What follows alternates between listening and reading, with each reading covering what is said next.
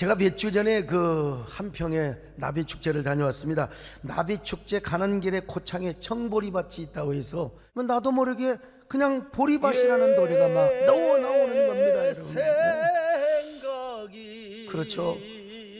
아마도 천국 다음으로 아름답고 평온한 순간이라고 할 수 있어요. 아, 목사님 거기서 찬송가를 부르지. 당연히 찬송가를 불렀죠. 그런데 저 보리밭에서 보리밭이라는 노래도 한번 불러야죠. 정보리밭을 지나서 제가 한평 나비축제 현장으로 갔습니다. 그곳에서 제가 설교를 하고 또 우리 박종 목사님과 남진 장로님 한번 보여주세요. 할렐루야. 아주 그냥 박수 한번 해주실까요? 그냥 완전히 공연을 하셨는데, 말로만 듣던 그 나비축제 현장을 가보니까 엄청 대단하다. 이야, 여러분, 형형색색의 나비들이 움직이고 돌아다니고 셀 수 없는 종류의 그 꽃 속에 파묻히는 걸 보니까 아, 이것이 바로 로맨스다. 나비와 꽃의 로맨스. 제가 그 어린 시절, 여러분 어린 시절에 뭐 서울 변두리도 마찬가지였어요.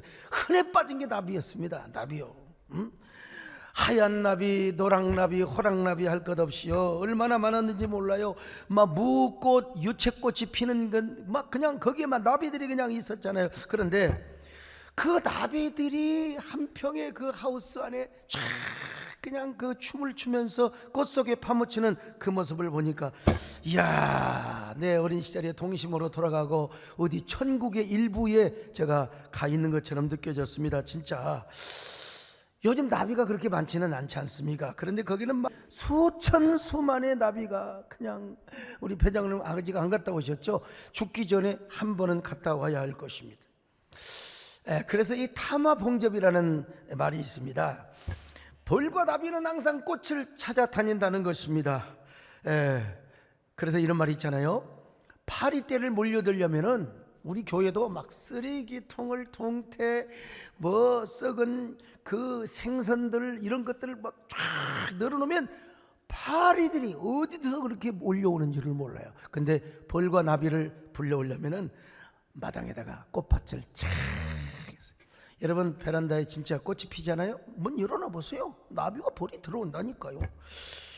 참 그런 것 같습니다. 그런데 제가 항상 이런 일을 할 때마다 이제 물어보는 게 있어요. 나비와 벌이 꽃을 찾아가는데 꽃이 나비를 선택하는가, 나비가 선택을 선택하는, 남진양은 크게 한번 대답해 보세요.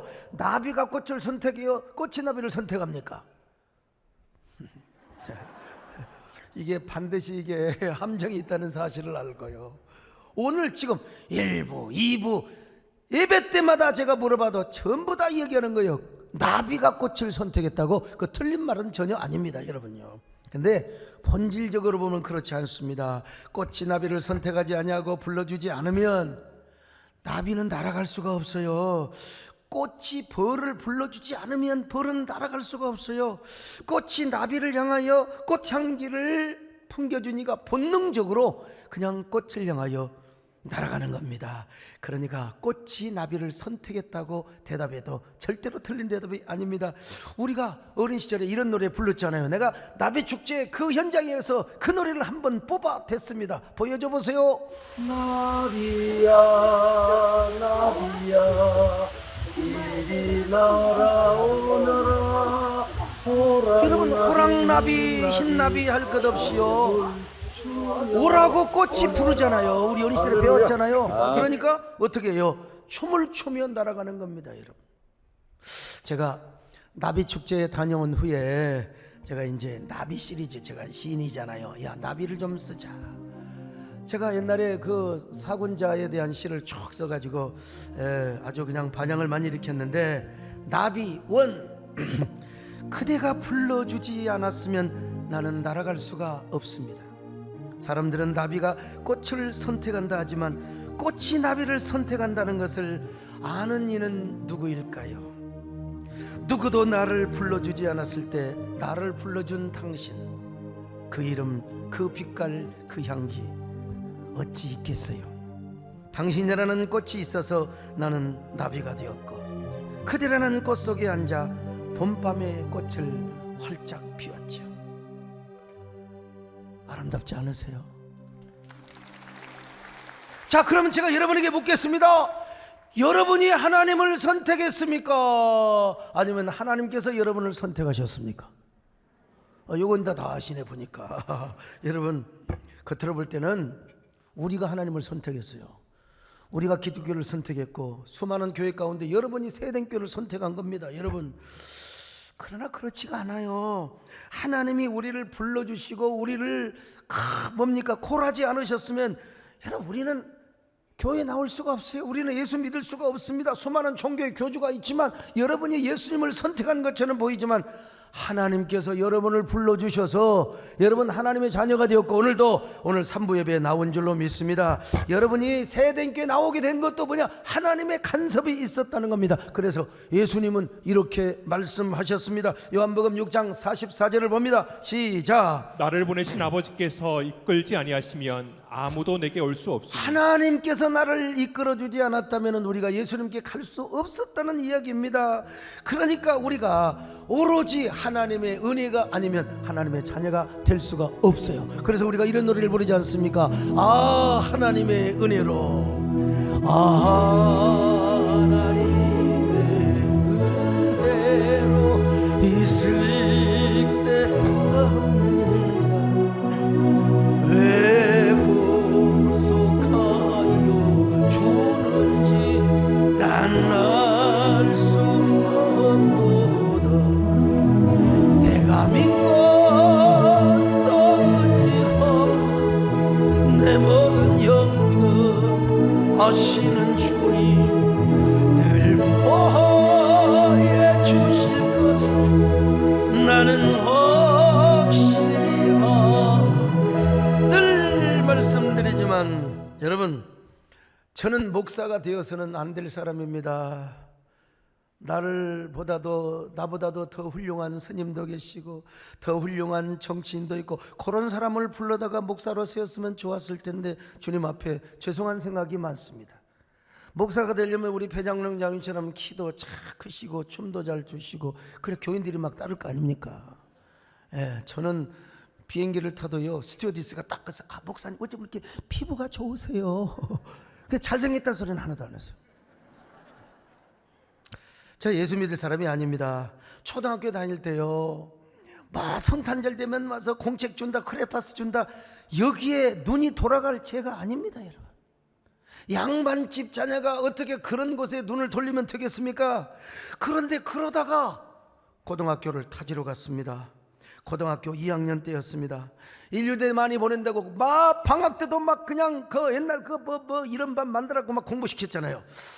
근데 고등학교 1학년 학생이 저한테, 이 동생이 뭐라고 하냐면, 형 교회 좀 나가요. 야, 이 미친 니마 그랬죠. 예. 그냥 우리끼리 하는 말을 그대로 또 하면 안 되죠. 야, 이 미친 니마, 야, 교회를 내가 왜 나가냐 이놈아. 나는 어릴 때부터 다 공자님의 말씀을 배워가지고 교회 나갈 수가 없다. 우리 어머니는 어릴 때부터 부처님한테 얼마나 나는 절대로 나는 안 나간다. 그랬더니 뭐라고 한 줄 아세요? 형, 교회 가면 이쁜 여학생들이 얼마나 많은데, 그 여학생들이 말이야 우리 학교를 막 거지 같은 학교라고 욕을 하잖아. 그래서 그래? 이런. 그리고 내가 그 여학생들을 혼내주려고 갔습니다. 혼내주려고. 그런데요, 여놈들이 나를 전달려고 짜놓고 한 줄을 제가 몰랐어요. 완전히 제가 넘어갔습니다. 갔더니 하얀 교복을 입고 아래 검정 뭡니까 치마를 입은 여고생들이요. 안녕하세요 형제님, 안녕하세요 형제님. 그 형제님이 미쳐버렸어요. 병 가버렸어요. 그래가지고 안내로 다 해가지고, 그래서 우리 교인들은 막 안내를 잘해야 됩니다. 안내요, 정말 안내 잘해야 됩니다. 안내할 때 막 아이고 인상 딱 쓰면서 아이고 안녕하세요, 절로 가세요, 절로 앉으세요. 그건 진짜로 절로 가버립니다 여러분요. 근데 막 이리 오시라고 해갖고 막 앉아서 옆에 양옆에 여학생들이 앉아가지고 성경도 찾아주고 막 그냥 찬송가도 찾아주고, 그래서 혼내주고 싶은 마음이 바람과 함께 사라져버렸어요. 더구나 그날 담임 목사님이 토요일날 베드로가 3년이나 예수님을 따라 다녔는데 예수님을 3번이나 부인했다는 그 이야기를 하는데 내가 막 화가 팍 나버렸습니다 여러분. 이런 싸가지 없는 인간 같으니라고 어떻게 예수님을 3년이나 따라다녀 놓고, 아니 인간이, 이런 인간이 예수님을 모른다고 할 수 있어요? 야, 내가 남자라, 내가 만약에 예수님의 제자라면 내가 십자가까지 따라갈 텐데 저런 배신자가 어디가 있느냐고 말이요. 지금 생각해 보니까 여러분, 성령께서 오셔서 제 마음을 두드리셨던 거예요. 그때 여러분, 하나님은 기질대로 쓰신다고, 제가요 어린 시절부터 보스 그런 그 기질이 있었습니다. 보스들이 가끔 보면, 건달들이 보면 목사님 건달을 하셨어도 전국구를 다 장악하셨을 것 같습니다. 제가 막 걸어간다고 그러거든요. 기질을 사용하신다. 그때 만약에 담임 목사님이 이제부터 교회 나올 사람, 예수 믿을 사람 손 들어보세요, 그럼 그때는 당장 손 들었을 거예요. 근데 결신 초청을 안 하셨습니다. 예배를 마치고 2부 순서가 있는데 장기 자랑하는 순서가 있었습니다. 대부분 다 찬송가를 부르고, 어떤 애들은 말이요, 우리 인철이처럼 손 가지고 막 헉헉 하고 하는데 저는 그런 기술이 없거든요. 근데 제 차례가 돌아와가지고 생전 처음 나간 놈이 무슨 찬송가를 합니까? 그래서 이제 이쪽에 우리 이상일 우리 후보님이 앉아 계신 이쪽에 이제 누가 있냐면 담임 목사님 앉아 계세요. 이제 물어봤어요. 목사님 유행가 불러도 되나요? 그랬더니 고개를 끄덕끄덕 하시더라고요. 여러분, 그게 그냥 해준 건지 그것이 진짜인 줄 알고 제가 유행가를 불러버렸습니다. 그러니까 애들이요, 눈이 완전히 이게 무슨 눈이야, 개구리 눈이 되어가지고, 야, 저 새끼 미쳤나봐. 무식한 놈이 담대하더라고. 여러분, 진짜 앞에 나와가지고 유행가를 불러버렸으니, 근데 그때 중요한 건, 그때 그 담임 목사님이 유행가를 불렀다고 저를 꾸짖었으면 저는 절대로 교회 안 나갑니다. 다시는 안 나갔을 거예요. 그런데 그 목사님이 저를 칭찬하시는 겁니다. 박정희 대통령께서요, 구미 상목교회를 다니셨어. 어린 시절에 다녔어요. 다윗과 골리앗에 대한 그 웅변을 하면 1등을 했어요. 1등을. 구미시의 교회 연합회 가서도 1등을 했어요. 그런데 어느 날 주일날 보니까 박정희가 지각을 했어요. 그리고 가난해서 신발이 없어가지고 그냥 맨발로 뛰어오다가 그 걸레로 좀 닦고 와야 되는데 그냥 그 마룻바닥을 뛰어오니까 얼마나 그 마룻바닥에 발바닥 자국이 남지 않겠습니까? 그때 주일학교 선생님이 나오라고 그래가지고 애들 보는 데서 뺨을 색대를 때렸어요. 이 녀석 감히 말이야. 그런 여자는 여자 선생인데 주일학교 교사를 안 했어야 됩니다. 안 했어야 돼요. 참. 근데 만약에 그때 그 교사가, 정희야, 너 정말 훌륭하다, 웅변도 잘하고, 그리고 내가 신발 한 컬레 사줄게, 그랬으면 박정희는 아마 엉엉 울며 교회 떠나지 않았을 겁니다. 근데 저는요, 박정희는 뺨을 팼는데 그 목사님은 유행가를 불렀는데도 불구하고 그냥 칭찬을 했다는 사실입니다. 칭찬 들으니까 기분 쫙 그냥 끝내주더라고요. 그렇게 기분이 좋아가지고, 여러분, 칭찬은 뭐예요? 멧돼지도 소나무를 올라오게 만드는 거예요. 고래가 춤을 추는 건 기본이고 말이죠. 그 여학생들이 이제 끝나고 나서 성가대 할 수 없냐고 토요일날 성가대 연습을 했거든요. 남진 장로님 당연히 제가 해야죠. 내가 당연히 해야죠. 성가대 연습을 했습니다. 그때 배웠던 노래, 내가 이 침에 걸려도 이 노래는 잊어먹을 수가 없습니다. 죄짐 맡은 누리구주 어찌 좋은 총군지, 죄짐 맡은 누리구주 어찌 좋은 총군지, 걱정 근심 무거운 우리 주. 이 가사가 말이요, 솜사탕처럼 내 가슴 속에 녹아요. 진짜 보세요. 죄짐 맡은, 죄 없는 사람이 인간이 어디가 있어요, 여러분. 걱정 근심 없는 사람이, 그때만 해도 입시 걱정, 그냥 성적 걱정 말이요, 그냥 전부 다 친구들이 다 경쟁자요. 내가 저놈을 이겨야 되는 거요. 그런데 그 노래를 부르니까 이야, 저녁에 기숙사에 돌아가서 잠이 안 오는 겁니다. 맨날 머릿속에 이 가사가 찬상이 그냥 찬상으로 그냥 남는 거요. 예. 죄짐 맡은 우리 구주 어찌 좋은 친군지, 얼마나 얼마나 이 노래가 머릿속에 막 그냥 맴돌다가 잠이 드는 잠을 잤는지 꿈을 꾸는지 도대체 알 수가 없어요. 그때 맡았던 제 음정이 뭐냐? 엘토였습니다. 엘토. 자, 그래가지고 이제 제가 다음날 교회를 갈 거나 말 거나 갈등이 생기잖아요.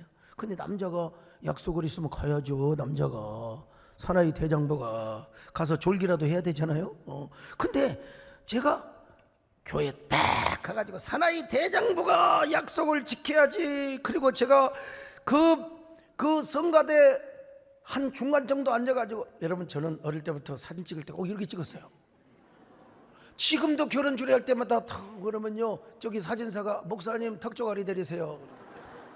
이게 제가 여러분 고개를 뻣뻣이 하면서 노래를 얼마나 잘했겠습니까? 죄짐 맡은 우리 구주 어찌 좋은 친구인지 걱정근지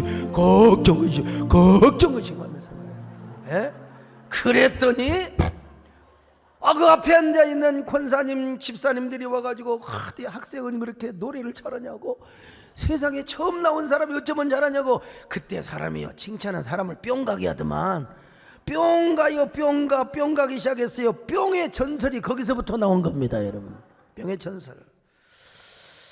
근데 참 지금 생각해봐도요, 어떻게 유행가를 부르도록 허락해 주었는가. 지금이야 이렇게 오프닝 시대이기 때문에 뭐 그럴 수 있어요. 근데 그때 70년대 후반에 어떻게 정말 교회에서 북도 못 쳤어요. 그 우리 장로 교단에서는요, 기타도 못 치고 드럼도 못 치던 시대예요. 그런데 어떻게 토요일날 아무리 그렇다고 유행가 부르는 사람을 칭찬해.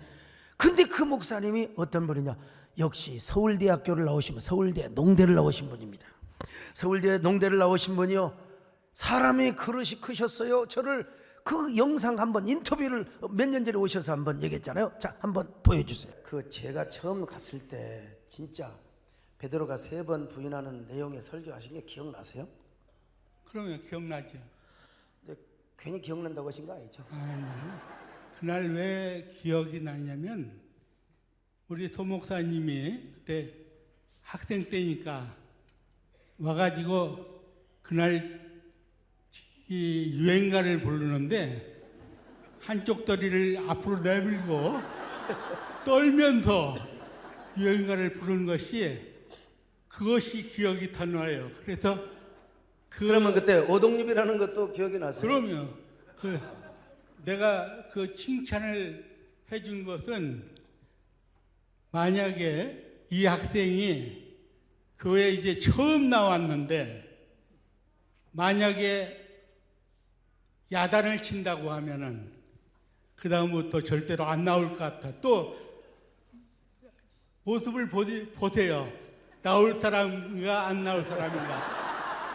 그런데 한마디 칭찬을 해주니까, 칭찬은 고래도 춤추게 한다는 책이 있듯이, 그때는 뭐 책이 없었죠, 그런 책이. 예, 그 뒤로 책이었는데 그 칭찬을 듣고 그때에 대박을 터뜨렸어요. 왜냐하면 그때 나와가지고 성가대도 쓰고 또 새벽 예배, 뭐 예배는 예배 전부 나와가지고 교회를 완전히 휩쓸었습니다. 내 다리를 떠는 건 그때 우리 초등학교 다닐 때 우리 남진 장로님이 유명했거든. 그러니까 막 적푸른 초원이 했거든요. 아마 영향을 받은 것 같아요, 아무간에. 근데 사실 그때 1978년도 합동 보수교단, 드럼도 못 치고 기타도 못 칠 때입니다. 예, 목사님 대단하셨어요. 정말 훌륭하셨어요. 여러분 박수 한번 해드립시다. 그냥 내가 저 목사님의 칭찬을 안 받았으면 절대로, 그렇게 하다 보니까 문학의 밤이 있었죠. 여러분 제가 좀에 글을 잘 쓴다고 하기는 좀 뭐하지만이, 여러분 제가 진짜 시인이고 얼마나 문학소년이었습니까? 그러니까 막 글 써가고 가면 막 칭찬하고 말이요, 장로님들 뭐 칭찬하고 여학생들 칭찬받고, 제가 진짜 인기가 짱이었거든요. 제가 연예인으로 안 가기를 다행이지, 연예인으로 갔으면 여러분 제가 개그맨도 할 수 있었을 거예요. 근데 하나님께서 저를 불러주셔갖고 어찌 하다 보니까 교회 완전히 휩쓸고 다니다가 여러분 목사가 된 겁니다. 목사도 공교의 사역을 하며 그리고 뭐 포괄적 차별금지법을 비롯해서 제가 논리적으로 합리적으로 전면에서 반대하는 공교회를 세우는 목사가 되었으니 무엇입니까? 이 모든 것이 바로 뭐냐? 하나님의 은혜고 하나님의 선택이고 하나님의 부르심이었다는 것입니다. 꽃이 나비를 부르는 것처럼 성령께서 저를 불러가지고 이게 뭐냐? 다시 생각해 보면 한마디로 뭐냐? 하나님의 은혜입니다. 은혜. 모든 것이 은혜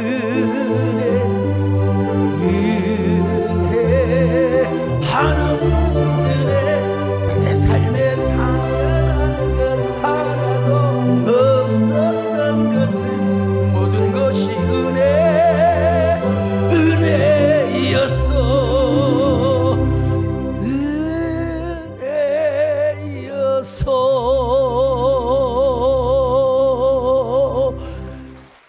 여러분 저뿐만이 아니에요. 여러분도 마찬가지입니다. 하나님이 여러분을 예정하시고 선택하시고 불러주셔서 하나님의 자녀가 된 겁니다. 하나님이 여러분을 불러주셔서 아이고 예수 믿고 여러분들이 하나님의 자녀가 된 오늘 예배의 주인공이 되었단 말입니다. 라이언 일병 구하기. 오늘 2부 예배는 3부보다 더 많이 왔더라고 보니까.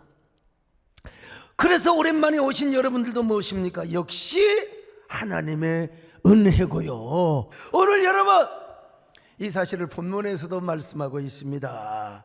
사도 바울이 하나님의 정 사도가 된 것도 뭐냐? 하나님의 비밀의 복음에 의해서래요.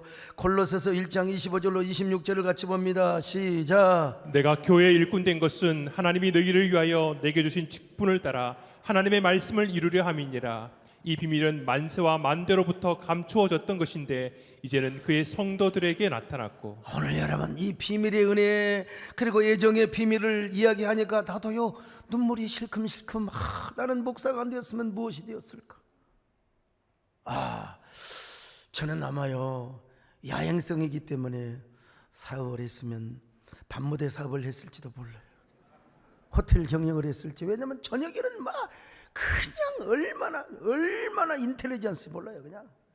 근데 이제 새벽이 되면, 그러니까 지금까지 제가 새벽 기도를 인도하고 얼마나 고단하고 힘들었겠습니까? 참 하나님의 은혜입니다. 그 은혜가 뭐냐면요, 선택의 비밀이고 예정의 비밀이고 부르심의 비밀이라는 것입니다. 그래서 사도 바울뿐만 아니라 골로새 교인들도 하나님의 은혜로 하나님의 예정으로 다 하나님의 자녀가 되었다는 겁니다. 골로새서 1장 27절입니다. 시작. 하나님이 그들로 하여금 이 비밀의 영광이 이방인 가운데 얼마나 풍성한지를 알게 하려 하심이라.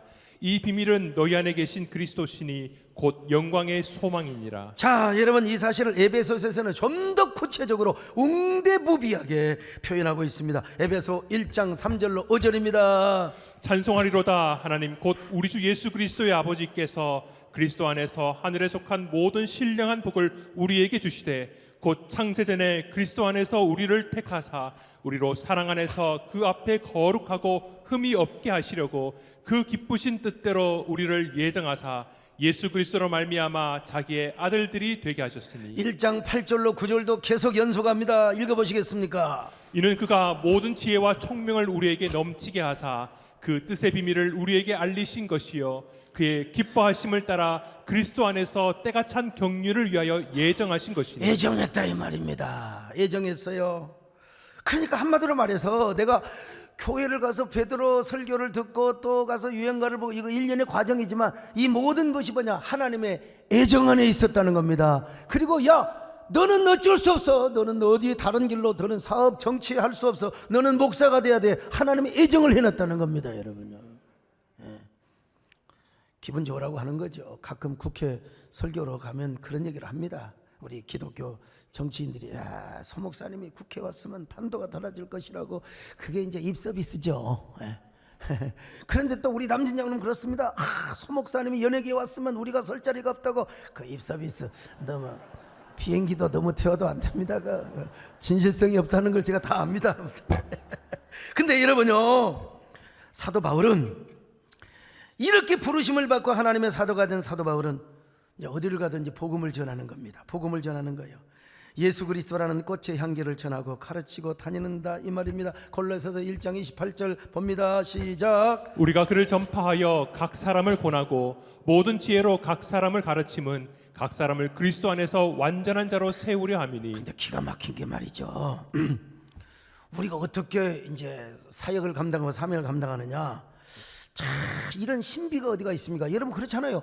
헌금도 내가 오고 내가 내 발걸음으로 교회 왔잖아요. 전도도 여러분이 하잖아요.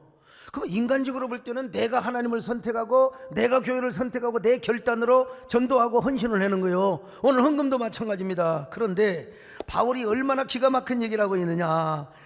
여러분, 내 안에 하나님의 애정 가운데 성령의 부르심의 역사가 있었다는 거예요. 성령이 우리를 감동시킨다는 겁니다. 그래서 사도 바울은 성령의 감동의 역사를 따라서 내가 수고를 다한다는 겁니다. 하나님의 성령이 역사한다고 해서 여러분 가만히 있는데 목사가 됩니까? 예? 가만히 있는데 예수를 믿습니까 여러분? 아니잖아요. 일련의 과정이 있잖아요. 내가 하는 것처럼 보여. 그런데 보니까 성령의 역사가 내 안에서 역사하고 그 역사를 따라 내가 수고를 다하고 최선을 다하고 행동을 한다는 겁니다. 이게 바로 골로새서 1장 29절입니다. 읽어보시겠습니까? 이를 위하여 나도 내 속에서 능력으로 역사하시는 이의 역사를 따라 힘을 다하여 수고하노라. 그래요. 그러니까 아무리 꽃이 나비를 불렀다 할지라도 여러분 나비가 날갯짓을 해야 돼요. 그리고 바람이 불어도 여러분 바람이 부니까 막 진한 향기가 더 날릴 것 아닙니까? 그래도 바람이 불어도 나비는 날갯짓을 하고 가야 된다 이 말이요. 이 부르심과 그리고 우리의 최선이 거기서 만나게 되는 것입니다. 나비가 꽃이 없으면 살 수 없어요. 그러니까 어쩔 수 없이 꽃을 향하여 날아가는데 바람이 불어도 약간의 가랑비가 와도 나비는 꽃을 향하여 갈 수밖에 없는 거예요. 달려갈 수밖에 없는 거예요. 그렇습니다 여러분. 나비가 꽃 없이 살 수 없듯이 우리도 정말 주님 없이는 살 수가 없습니다. 그래서 우리는 주님이 우리의 삶의 목표가 되는 거예요. 살아도 주를 위해 살고 죽어도 주를 위해 죽는 것입니다. 그런데 제가 이 나비와 꽃을 이야기하면서 제가 오늘 주제를 뭘로 삼았느냐? 나비 거장이 되라는 거예요. 그냥 나비가 되지 말고 나비의 거장이 되라는 것입니다. 왜? 벌과 나비는 달라요. 벌은요 샹 하고 날아가 버려요. 직선으로 날아가 버립니다. 근데 나비는 그렇게 날아가지 않습니다. 좌우로 춤을 추며 상하로 춤을 추면서 얼마나 우아하게 날아가는지를 몰라요. 나비는 꽃을 보며 얼마나 품격 있게 날아가는지를 몰라요. 꽃을 좋아하고 사모하면 사모할수록 빠르게 가지 않고 춤을 추며 간다는 겁니다.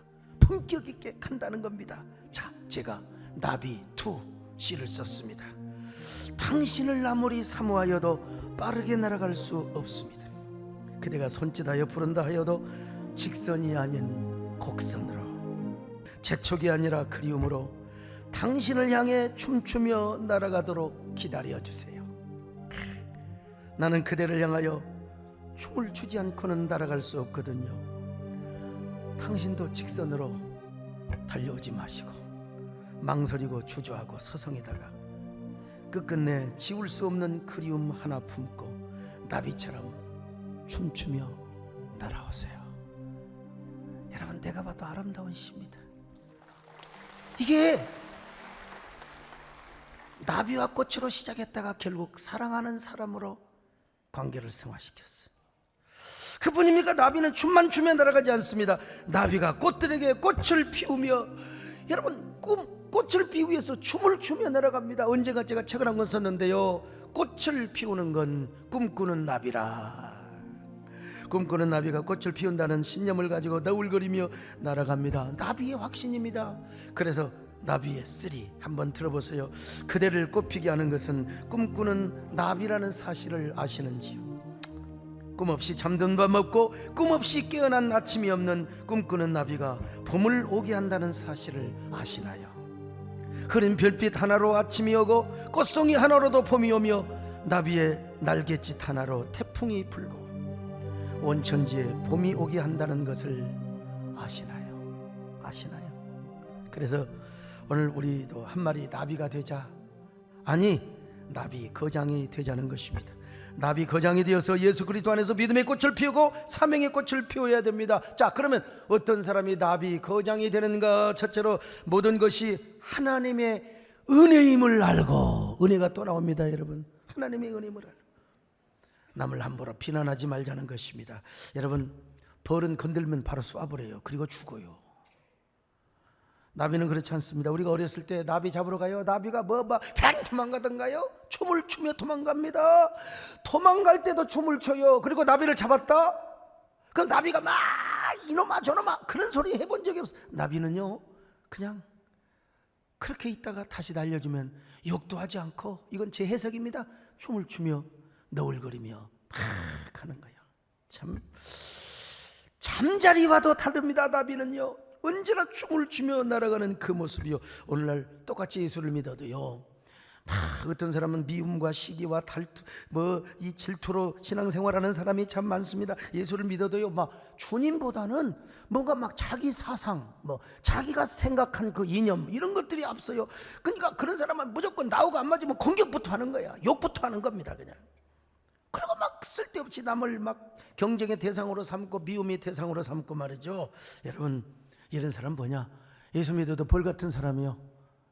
물론 벌이 꿀을 갖다 주기는 하지만은, 근데 이제 아무래도 은혜가 부족하면 우리가 은혜가 부족하면 사람을 격려하고 칭찬하고 그런 것이라기보다는 남을 공격하고 남을 그냥 비판하고, 그래서 우리가 어떤 사람이 되느냐? 나비 같은 사람이 되어야 된다. 그리고 나비 거장이 되어야 된다는 것입니다. 여러분, 나비 거장. 남이 나를 아무리 공격해도 격조 있게 대응을 해야 됩니다. 여러분, 우리 예수 믿는 사람은 품격 있게, 우아하게. 거장은 남을 함부로 비판하지 않습니다. 비난하거나 공격하지 않습니다. 비난하는 사람까지 다 품어버리고 맙니다. 이게 바로 나비 거장의 모습입니다. 여러분, 모두 이런 나비 거장이 되시기를 주님의 이름으로 축원합니다. 자, 두 번째로요, 나비 거장은 끝까지 사명을 위해 살고 사명을 위해 죽는 사람입니다. 꽃이 있어야 나비도 존재 의미와 가치가 있는 것 아니겠습니까? 그러니까 꽃이 떨어지면 나비도 사라져요. 나비도 사라지는 거예요. 나비들이 살아있을 때 그들의 사명은 꽃가루를 이곳에 옮기고 저곳에 옮겨, 그리고 수많은 사과 열매, 배 열매, 많은 열매를 맺게 하는 것입니다. 그런데 그렇게 해서 이제 수많은 열매를 맺다가 꽃이 떨어지면 나비도 떨어져요. 그래서 제가 나비 5, 오늘은 완전히 나비야. 그대라는 꽃잎이 떨어질 때 나도 함께 떨어지겠습니다. 어쩌겠어요, 당신이 아니라면. 나는 나비로서 날아가야 할 아무런 이유도 없는데요. 나보다 먼저 지지 말아요. 나의 마지막 날갯짓이 멈출 때까지 꽃잎을 떨어뜨리지 말아요. 제발 내가 울기 전에 먼저 울지 말아요. 당신이 있기에 나도 있고 내가 있기에 당신도 꽃으로 피어 웃고 있잖아요. 아마 가수 김정호 씨가 돌아가시지 않았다면, 하얀 나비라는 여러분 떠나지 말아요 노래 아세요? 그분이 이 시를 다시 봤으면 좀 더 가사를 바꿨을지도 모르는데, 아무튼요, 사도 바울도 여러분 이런 나비 거장이 되었습니다. 어디를 가든지 복음을 전하였어요. 에베소 교회뿐만 아니라 빌립보 교회, 그리고 골로새 교회, 가는 곳마다 하나님의 교회를 세웠습니다. 그리고 얼마나 수고를 했는지 몰라요. 그러다가 자신의 사명이 끝나자 사도 바울도 하나님 품으로 갔습니다. 이게 바로 나비 거장의 모습이죠. 그런 것처럼 나비 거장으로 사는 사람은 사명을 위해 살고 사명을 위해 죽습니다. 나비가 꽃잎이 떨어질 때 떨어진 것처럼 우리도 사명이 끝나면 우리의 육신은 무너진 집이 되고 이제 우리도 하나님 품으로 가게 됩니다. 그때까지 우리는 무엇을 하느냐? 날갯짓을 하는 겁니다. 나비와 같은 날갯짓. 어디를 향하여? 이 꽃, 저 꽃을 찾아다니면서. 그러므로 나비가 꽃을 그리워 날아다니듯이 우리도 주님을 그토록 그리워야 합니다. 그리고 우리가 그토록 사명을 그리워야 합니다. 그리고 우리의 사명이 끝나는 날, 여러분 부르다가 죽을 노래를 부르며 우리도 나비처럼 땅에 떨어지는 겁니다. 나는 주님이 좋을 수밖에 없어. 주 예수 나의 사 주님이 계심으로 나는 이거 주님의 노래가 마음을 물어 나는 부를 수 있어요. 주여 꽃처럼 향기는 나의 생활이 아니어도 나는 주님이 좋을 수밖에 없어요. 주 예수 나의 사랑이여. 세 번째 마지막으로 나비 거정한 거룩한 나비 효과를 일으키며 살아갑니다. 나비 효과 아시잖아요. 작은 나비의 날갯짓이 태풍을 일으킬 수 있다는 사실 기상학자 에드워드 로렌츠가 처음으로 발표한 나비 효과 이론입니다. 브라질에 있는 나비가 날갯짓을 하면은 미국 텍사스에 토네이도를 발생시킬 수 있다는 이런 뻥이 어디가 있습니까? 이런 뻥이. 그러나 나비 효과가 있습니다. 저 옛날 영어 학원을 다닐 때 그 여학생들이 아나운서 연습을 한다고 영어 학원에 왔더라고요. 저한테 막 오빠 하고 따랐는데, 근데 이제 그분이 그때 신은경 그 KBS 앵커를 거의 우상화하더라고요. 여러분 저도요 이래봬도요 얼마나 많은 목사들이 저를 부러워하고 또 저를 따라하는데 나는 목사님 노래가 안 돼요 그러더라고요. 서 목사님은 되는데 나는 막 하려고 그러는데 이게 영 쪽팔려서 안 된다는 거예요. 그게 돌아가신 우리 조영기 목사님도 그랬다고 하잖아요. 나도 서 목사처럼 찬양한다 하고 해다가 그냥 나도 한번 대중가에 불러보겠다 그러고 무슨 노래 부르는 줄 알아. 샤나무 남쪽에는 누가 살길래 해마다 봄바람이 나무로 그러다가 막 성도들이 막 비웃어가지고 막 개망신을 당했다고 하잖아요. 우리 교회 오셔서 하셨잖아요. 여러분 이게 뭐냐? 나비 효과입니다. 나비 효과. 여러분 나비 거장은 언제나 남에게 창조적 영향력을 비춰주는 사람입니다.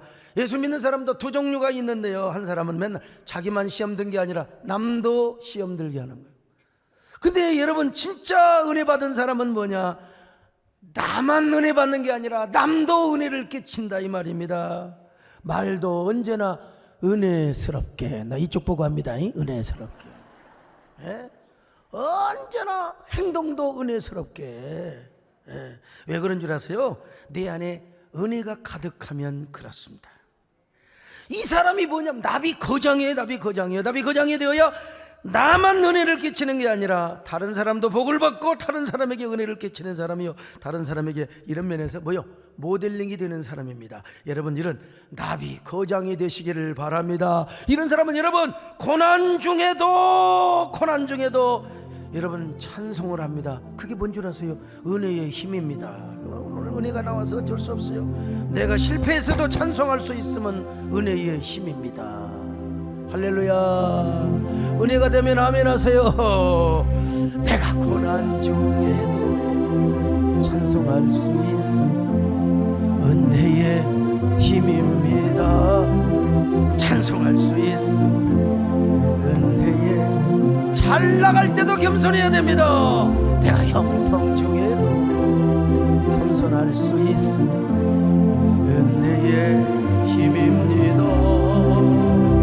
내가 연단 중에도 감사할 수 있음 은혜의 힘입니다.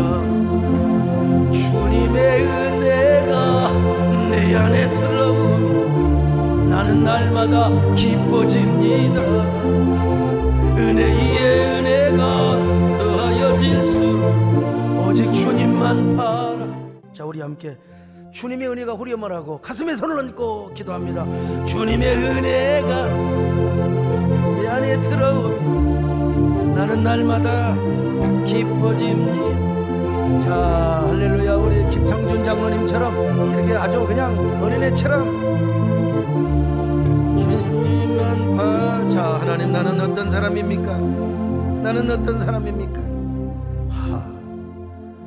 발음이 풀어도 나비가 꽃을 향해 날아가는 것처럼 우리도 바람이 불어도 주님만을 찾아가는 저희들 되게 하옵소서.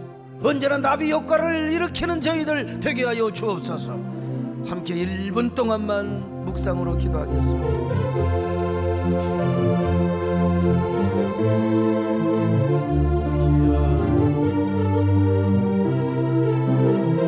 주님, 고난 중에도 찬양하게 하여 주옵소서.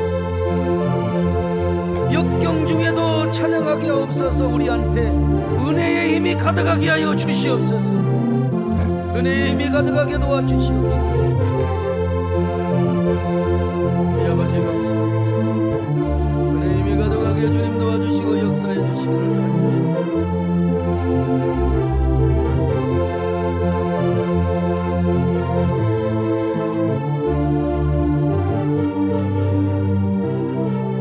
간절히 고맙습니다. 애정의 은혜와 은혜의 힘이 우리를 언제나 압도하여 나비가 꽃을 찾아다니는 것처럼, 언제나 꽃이 없으면 살아갈 수 없는 것처럼 우리도 주님 없이는 살아갈 수 없는 저희들이 되게 하여 주시옵소서.